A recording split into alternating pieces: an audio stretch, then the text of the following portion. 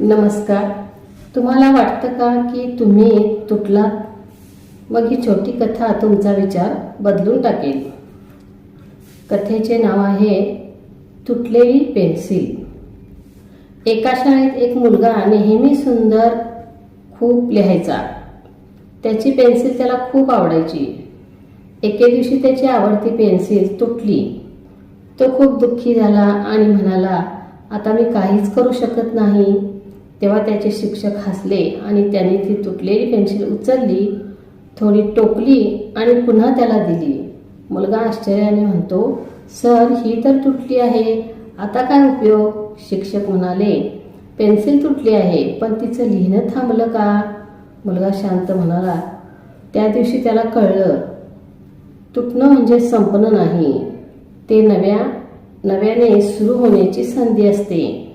तर या कथेतून आपणास संदेश मिळतो की अपयश म्हणजे शेवट नाही, तुटल्यावरही आपण पुन्हा उभं राहू शकतो. प्रत्येक अडचण आपल्याला मजबूत बनवते. लक्षात ठेवा, तुटलेली पेन्सिल ही इतिहास लिहू शकते. धन्यवाद. नमस्कार. जर तुम्ही हार मानण्याच्या विचारात असाल तर ही कविता तुमच्यासाठी आहे. कवितेचे नाव आहे तूच तुझा प्रकाश. अंधार कितीही गडद असो, तुझ्यातला दिवा विझू देऊ नको. अंधार कितीही गडद असो, तुझ्यातला दिवा विझू देऊ नको. लोक काय म्हणतील हे सोडून दे, तुझ्या स्वप्नांना तूच साथ दे. लोक काय म्हणतील हे सोडून दे, तुझ्या स्वप्नांना तूच साथ दे. पडशील, तुटशील, थकशील कधी, पण विश्वास सोडू नकोस कधीही.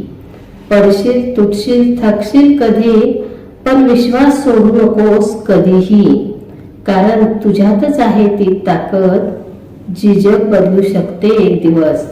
कारण तुझ्यातच आहे ती ताकद, जी जग बदलू शकते एक दिवस. तूच तुझा प्रकाश आहेस हे लक्षात ठेव आणि पुढे चालत राहा न थांबता.